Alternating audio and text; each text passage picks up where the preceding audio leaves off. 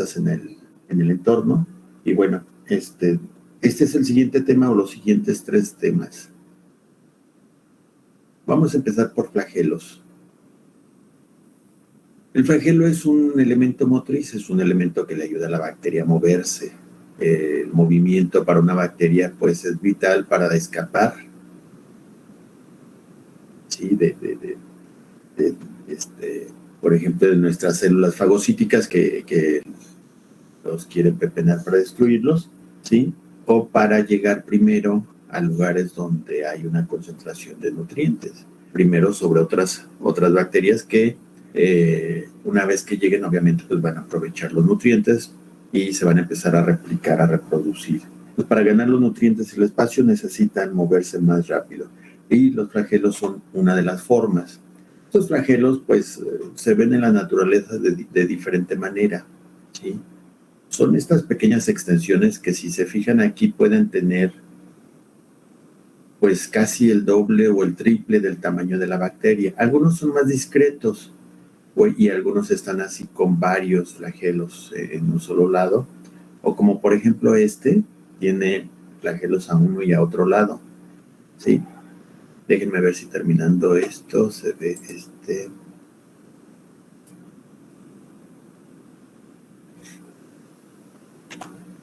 Bueno, no se ve este de abajo. A ver, no sé qué pasó.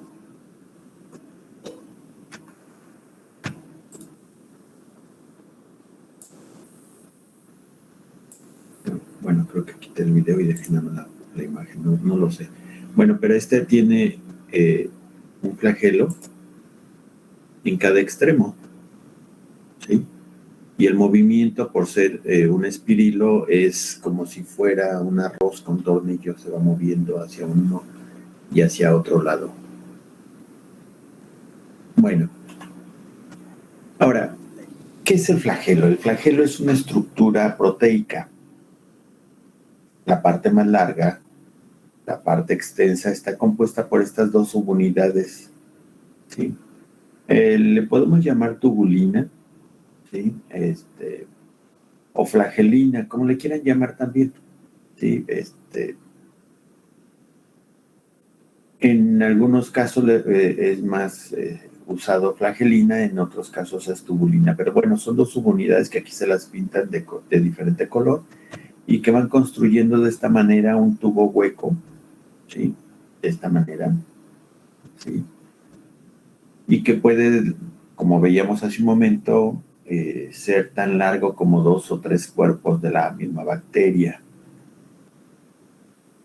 Esto es lo más largo, ¿sí? Y después hay un gancho. Este gancho es importante porque si fuera nada más el puro flagelo, la pura extensión, este rotaría sobre un eje y no le daría fuerza motriz.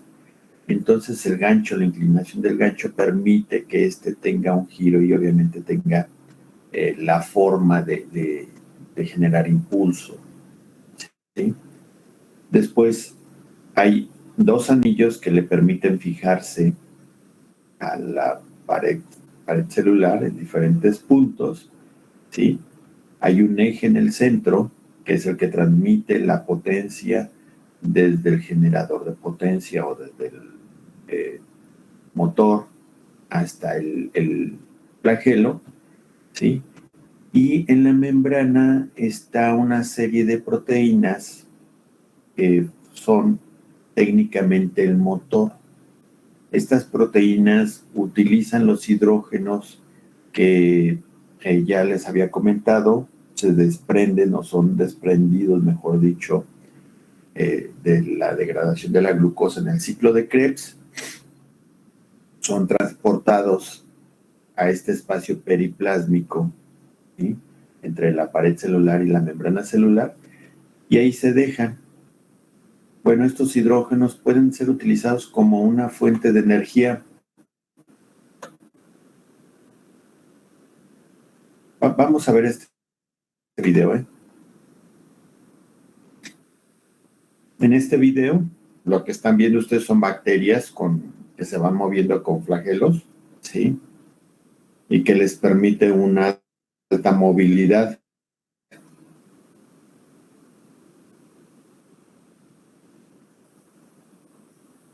Aquí podemos ver los flagelos, cómo salen de la bacteria. Vamos a ver un acercamiento. Vean, este es el cuerpo del flagelo, como quien dice, y este es el gancho. Este gancho se introduce en lo que vendría siendo la guía o flecha en un motor de auto, que es la que transmite la potencia. Tenemos estos dos anillos donde se fija la... que le da soporte básicamente al flagelo. Perdón, voy a poner un poquito... Déjenme bajarle a mi volumen. Yo sé que ustedes no escuchan, pero yo sí escucho un ruidazo acá. Ahora sí.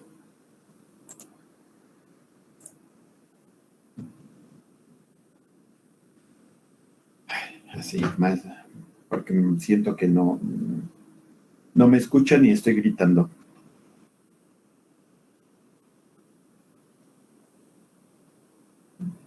Bien, entonces, decíamos que los flagelos se encuentran en las bacterias que requieren ganar espacio y alimento o escapar.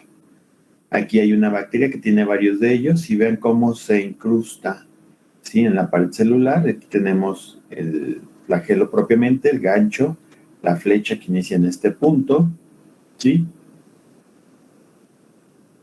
Esta se introduce, los primeros anillos le dan soporte en la pared celular y los siguientes básicamente es el rotor o el motor, ¿sí?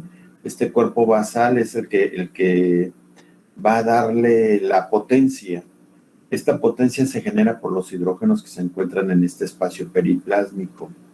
Vamos a ver este segmento del motor. Le llaman estator, ¿sí? Que son los ejes de potencia. Este rotor es básicamente un contrapeso que ayuda a que se mueva el motor más fácilmente. Sí, aquí estamos viendo que el protón tiene que fluir desde el espacio periplásmico hacia el citoplasma. Este flujo es lo que genera realmente la potencia en estas dos proteínas, la MOD-A y la MOD-B. Estas proteínas tienen un funcionamiento muy simple, ¿sí? Y hacen que se muevan sobre este eje que tiene esta estructura o esta forma, ¿sí? La proteína MOD-B está compuesta por dos segmentos, bueno, aquí tiene un espacio donde se va a incrustar el protón o el hidrógeno, ¿sí? Y como las dos cargas son positivas, pues obviamente estos no pueden estar juntos. Hacen que esta proteína se mueva. Y al moverse, hacen que este segmento del rotor también gire.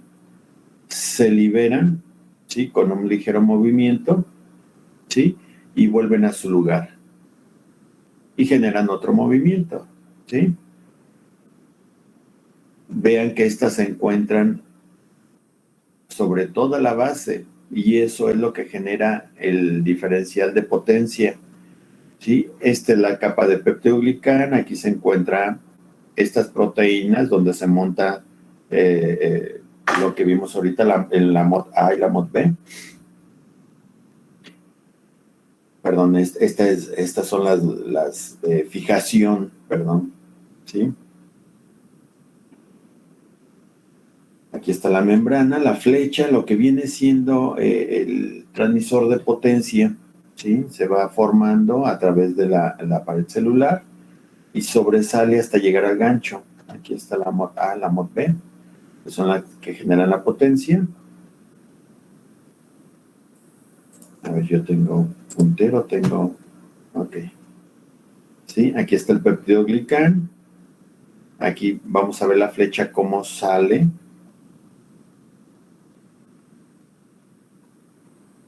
¿Sí? Hasta la superficie de la bacteria y aquí se empieza a formar lo que viene siendo el gancho. Este anillo L y el anillo P son los anillos de fijación a la pared celular. Le dan fortaleza para que pueda girar sin que se rompa la membrana o que la bacteria explote, ¿sí? Esa caperuza es una enzima que va construyendo el gancho, lo va estructurando y luego empieza a generar el filamento como tal. El filamento, aquí le ponen las dos formas, pero en realidad, bueno, pues acuérdense que son dos proteínas, ¿sí? Aquí está la enzima que forma el filamento. Flagelina o tubulina, recuerden que cualquiera de las dos formas se les puede mencionar. Así se va formando, así se va estructurando.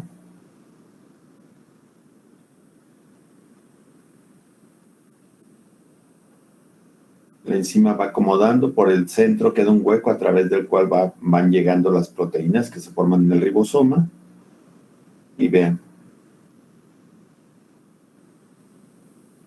ya aceleran el video para que sea más fácil ver y sobre todo que se vea, ¿no? la longitud, mejor dicho, la longitud de la bacteria, perdón, del flagelo sobre la bacteria. Esto es importante que lo tengamos en cuenta. Bueno, este video lo pueden encontrar en YouTube, ¿sí? Busquen flagelos y ahí lo van a encontrar, ¿sí? Es ilustrativo para que entendamos cómo funciona esta estructura. Y bueno, continuamos.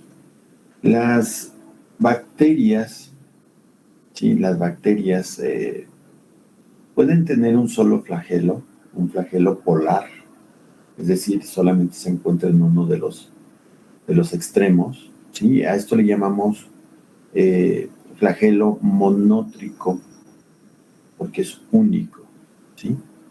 Cuando hay varios de ellos, les llamamos flagelos lonfótricos. Cuando están en los polos, se llaman polares, y cuando se encuentran en toda la estructura de la bacteria, le llamamos perítricos o flagelos perítricos. Entre más flagelos, la bacteria es más móvil. Entre más flagelos, esa bacteria puede moverse hacia varios lados de manera rápida, ¿sí? Y obviamente eso la hace extremadamente móvil. Por ejemplo, vamos a ver algunos ejemplos de bacterias reales. Estas bacterias regularmente generan algunos problemas. Miren, aquí tenemos una de las bacterias más importantes en el humano, porque genera pandemias, es Vibrio cólera. Sí, el cólera es una enfermedad que por muchos años ha generado pandemias en la humanidad y ha matado a mucha gente. Nosotros aquí en México, la última pandemia la sufrimos en siglo pasado, desde 1992 hasta el 97, 5 años aproximadamente. Y aquí en Michoacán particularmente, pues, a mí me tocó trabajar esa pandemia y encontrábamos de 500 a 600 casos diarios de Vibrio cólera en la población. Quizás algunos de ustedes se haya enfermado de cólera. Bueno, no sé. Eh, ¿Qué edad tienen ustedes? ¿20? ¿18? No, 19. 19, 20, 21, me imagino, no, entonces no les tocó. Los que lo sufrieron fueron los que tienen ahorita unos 26, 27 años. Creo que ustedes son más jóvenes. Bueno, esta bacteria es, eh, pues ahora sí que el eje para demostrar los flagelos, ¿sí? Tiene esta forma. Yo siempre les digo, es como un ratoncito, ¿sí? Por la forma que tiene. Y bueno, parece ser que fuera el cable, ¿no? Pero en realidad es el flagelo. Esta es una microfotografía de Vibrio cólera. Y la misma estructura tiene Escherichia coli, nada más que la Escherichia coli pues no es así como frijolito, como ratoncito, ¿no? Es más bien un, un, una estructura más recta. Bien, este es el ejemplo de monótricos. Hay otras colis que son linfótricos, es en un solo polo, ¿sí? Ahí podemos encontrar algunas de las que generan infección urinaria, y la coli uropatógena, que le llamamos así, pues es una de estas bacterias que se mueven a través de un mechoncito de flagelos. Esa las vamos a ver en el siguiente. Miren, aquí está el video. Aquí está la bacteria, vean cómo se mueve, aquí están los flagelos. El video es de una bacteria de vida libre, ¿sí? Pero nosotros tenemos un patógeno que es el Helicobacter pylori. El Helicobacter pylori es una bacteria que tiene, aquí nada más omitan tantos flagelos, es uno a cada extremo, ¿sí?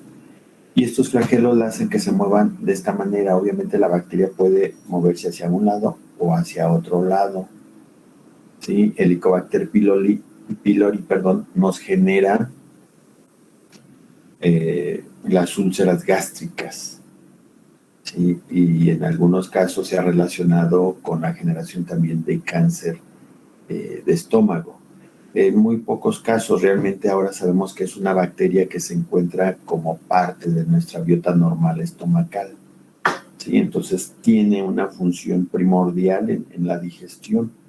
Pero en algunas personas que se ha visto que son muy sensibles, pues esta bacteria puede propiciar la aparición de úlceras, ¿sí? Úlceras gástricas. Y aquí tenemos otra que tiene flagelos en todo el... Vean esta microfotografía. Esta es una salmonela. La salmonela es famosa porque es la que genera más gastroenteritis en el mundo.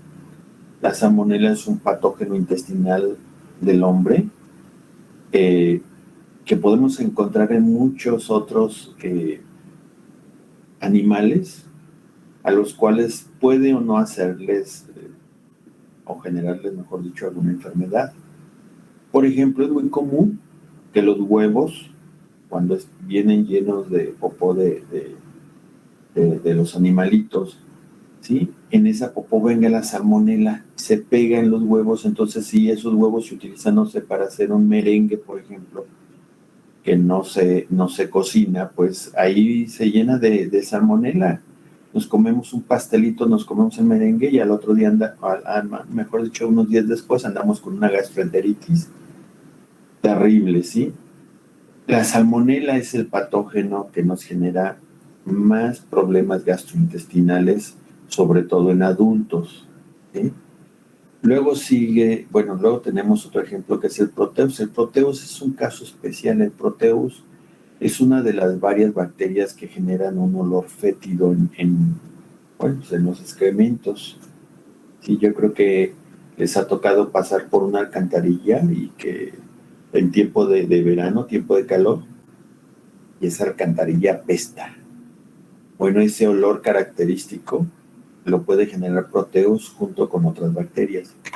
Pero Proteus particularmente es tan móvil, miren que en ocasiones nosotros sembramos una muestra, por ejemplo, la orina es frecuentemente causa el Proteus de infección, y a veces nada más hay una bacteria que nos genera esta pequeña colonia inicialmente, ¿sí? Pero si lo sembramos particularmente en este medio de agar sangre, el Proteus se va moviendo. Esto que parecen olitas, esto se le conoce con el nombre de swarming, ¿sí? Y es una movilidad de esta colonia, mejor dicho, están saliendo bacterias y van avanzando, van avanzando, ¿sí? Y todo esto son nuevas colonias bacterianas que se forman así como en olas o nubes, ¿sí? Este Proteus es nuestra bacteria insignia para demostrar movilidad.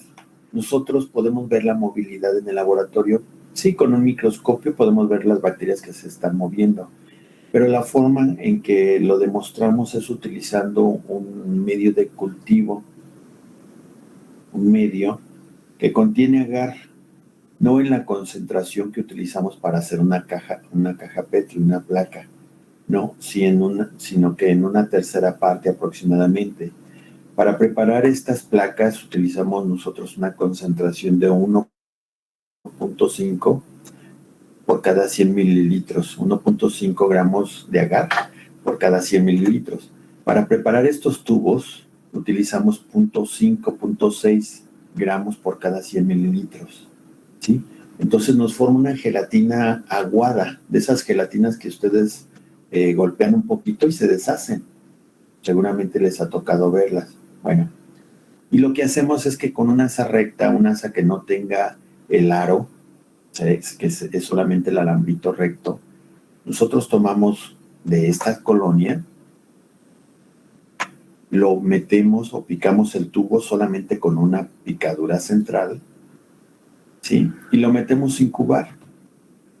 Cuando la bacteria es móvil, nos va a formar esto, una dispersión hacia todo el medio. Nosotros lo vamos a ver como un enturbiamiento, ¿sí? Acá de este lado podemos ver una movilidad positiva, ¿sí?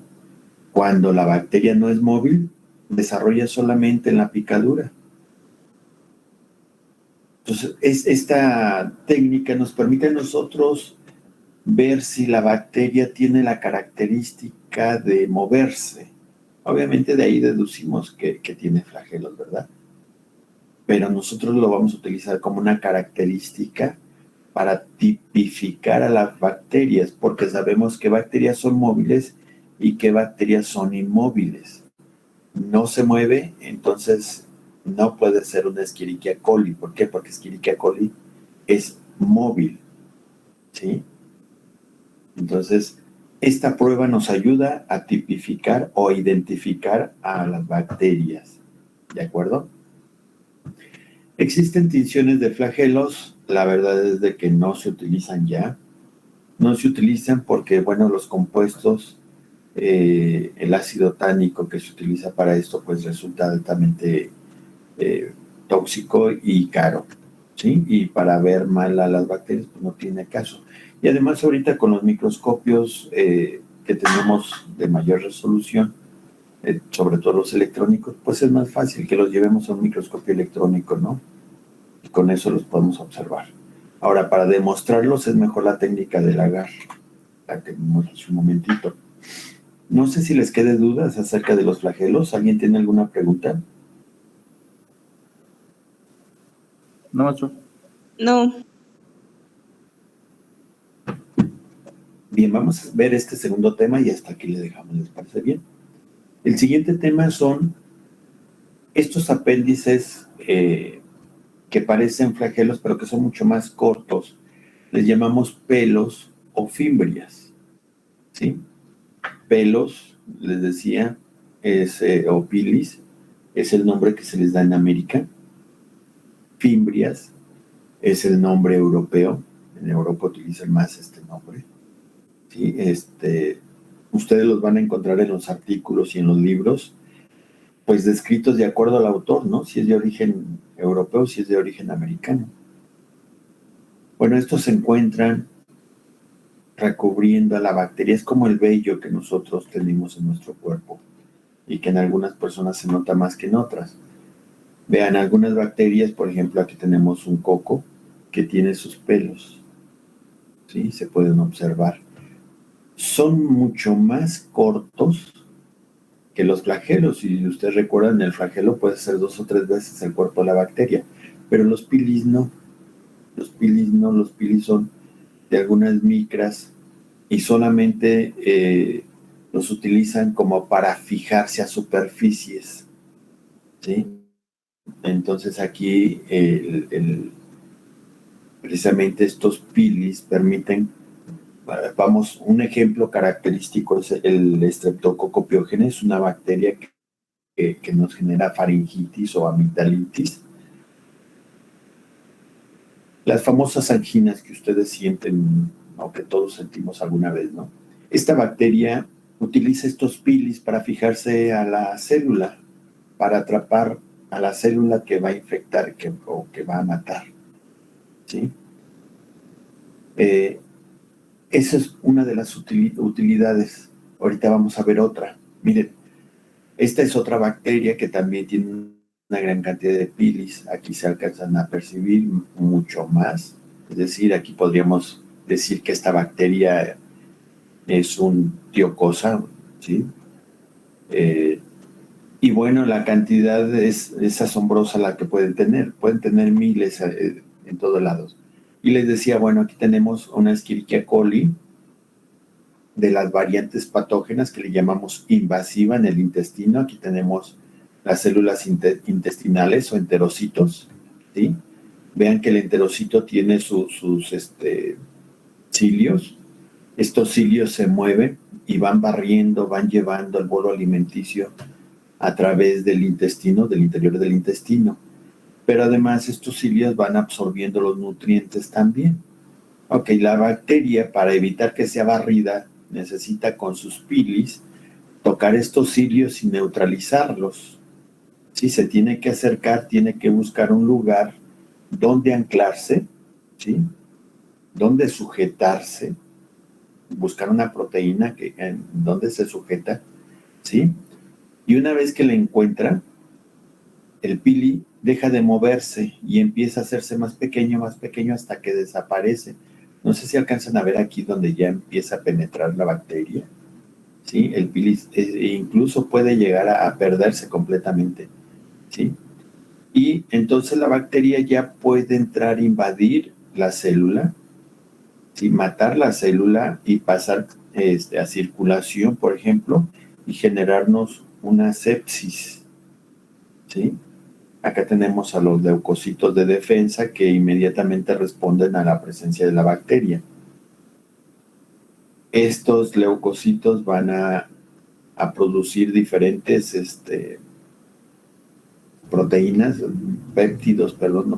péptidos, que sirven para darle indicación a las células para que se mueran, y es como se generan las úlceras. Cuando se mueren todas estas células que están siendo invadidas, pues es un mecanismo de protección, sí, pero se hace una especie de hoyo, una úlcera, ¿sí? Que hace más vulnerable a la persona, más doloroso la gastroenteritis, ¿sí? Entonces, bueno, vean aquí cómo la bacteria, utilizando estos pelos, pues puede o desarrollar esta capacidad. Entonces, por lo tanto, podemos decir que los pilis son un factor de virulencia. ¿Se acuerdan de los factores de virulencia? Bueno, pues aquí tenemos a pilis que son utilizados precisamente para fijarse a las células blanco, a las que van a destruir o de las que se van a apoyar para penetrar e invadir un cuerpo. Aquí tenemos un ejemplo. Este es un Escherichia coli, este es el enterocito. Vean cómo están los cilios de las células ciliadas. Estas, les decía yo, se van moviendo, van barriendo, ¿sí? Todo el bolo alimenticio. Nosotros tenemos células ciliadas en la vía respiratoria, y en vía respiratoria van barriendo el moco va atrapando a las bacterias, las células ciliadas van barriendo ese moco y van eliminando todas esas bacterias antes de que alguna de ellas se pueda fijar. Aquí tenemos una bacteria fijándose esos pilis. Y una vez que se fijan, estos pilis empiezan a retraer, se empiezan a hacer más pequeños hasta quedar una superficie plana a través de la cual puede entrar la bacteria. Vean esta bacteria, cómo tiene pilis a uno y a otro lado, ¿sí? Esto es lo que hacen las bacterias para utilizar los pilis como una estructura de virulencia, un factor de virulencia. Pero no todos los pilis funcionan así. Hay otros pilis que se construyen para pasar material genético de una bacteria a otra. A estos pilis se les ha dado el nombre de pilisexuales. no son tal como eso, ¿verdad? Simplemente son tubos, extensiones, a través de los cuales una bacteria A puede mandar genes a una bacteria B. Estos genes, ¿sí?, se encuentran construidos en segmentos muy pequeños del material genético. No pueden pasar todo el cromosoma. No, son segmentos pequeños a los cuales nosotros les llamamos plásmidos. Estos plásmidos pueden tener, sí, varios genes, cual los hace muy pequeños y que obviamente les da la facilidad de penetrar a través de este pequeño tubo, ¿sí?, y llegar a otra bacteria. Las bacterias pueden ser de diferente especie, incluso se ha visto que células eucariotas y procariotas pueden transmitirse esos genes, ¿sí? Y por lo tanto se pueden adquirir características de bacterias en células eucariotas o de células eucariotas en bacterias, ¿sí? Aquí vamos a ver un video. Tenemos el cromosoma, que dijimos que es muy grande. Este se encuentra en el citoplasma, acuérdense, en las bacterias. Y aquí tenemos el plásmido. Este plásmido es más pequeño, tiene menos genes, pero puede tener genes tan vitales, por ejemplo, como aquellos que les ayudan a destruir antibióticos. Este es el principal mecanismo para que una bacteria adquiera genes de resistencia a los antibióticos. Esta bacteria que lo tiene se le llama bacteria donadora, bacteria F positiva, genera el pili, ¿sí? Y vean, va a desarmar esta doble hélice del plásmido. Aquí tenemos la proteína que la desambla, ¿sí?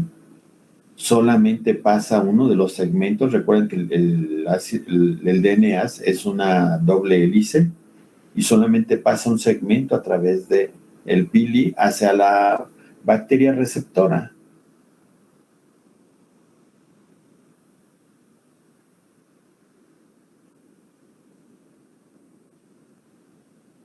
Vean. Y en esta bacteria receptora se vuelve a enroscar el pili y se construye el segmento faltante. Y esto hace que ambas bacterias ahora tengan estos genes.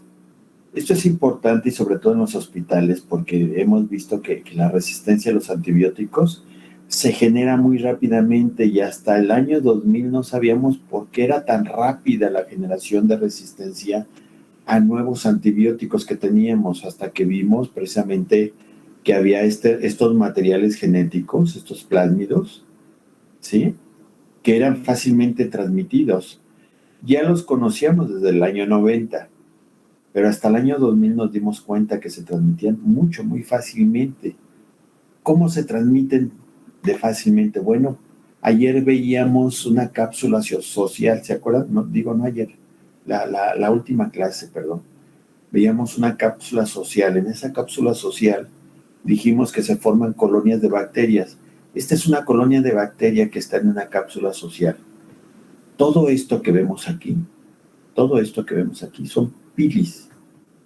Entonces estas bacterias, a través de estos pilis, se están transmitiendo genes de resistencia y se están transmitiendo alimentos, nutrientes, de tal forma que si pudiéramos ver la colonia, la podríamos ver como si fuera un cuerpo, un organismo, ¿cómo le podemos llamar? Un organismo, ay, se me fue la palabra. Estas bacterias, si una de ellas tiene los plásmidos de resistencia, por ejemplo, al antibiótico ampicilina, ¿sí?, que seguramente ustedes han tomado ampicilina, y todos los demás no, en esta colonia es cuestión de minutos para que todas tengan una copia y se hagan resistentes a la ampicilina. Con una sola dosis de antibiótico que ustedes tomen, se promueve eso, esa transferencia de genes, ¿sí? Entonces, si estas bacterias salen de su cápsula social, de su biofilm, ¿sí? Van a salir y no importa que haya ampicilina en el ambiente, no les va a hacer absolutamente nada. Entonces, esa es la otra función que tienen los pilis y las fimbrias, ¿sí? No sé si hasta aquí tengan alguna pregunta.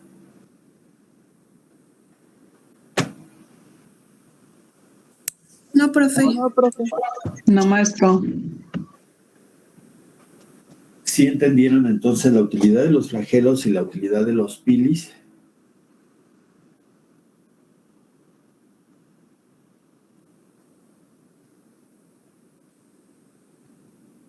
Sí. Sí, maestro. Ok, bueno. Vamos a dejarle hasta aquí. La siguiente clase veamos esporas y esperemos que avanzar un poquito más rápido para terminar el programa a tiempo. ¿De acuerdo? Si no tienen dudas, muchachos, entonces nos vemos la siguiente clase. ¿Cuándo es la siguiente clase? ¿El viernes? Sería el viernes, maestro. El viernes, ok. Nos vemos y nos escuchamos el viernes entonces. ¿De acuerdo? Gracias, profe. Sí, profe, Hasta gracias. luego. No, Gracias. Gracias por aceptar la clase hoy.